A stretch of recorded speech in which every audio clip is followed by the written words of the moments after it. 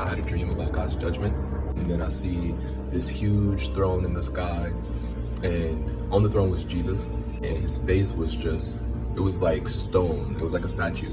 He didn't have a smile or anger on his face. It was just straight. His position was straight, and he was like over the sky, like just directly in the sky, and nobody's seeing him. And I'm like telling my wife and her mother, I'm like, look, don't you see this? Like, don't you see what's going on? And they weren't looking, they didn't see it. The dream switched back to me, and I had a half-lit cigarette in my hand. I became afraid, and I was trying to like find somewhere to throw the cigarette, but there was no trash can, nowhere to put the cigarette out, and I didn't want to do like just litter in front of God's face. So it put me in a terrible fright, and then I woke up from the dream.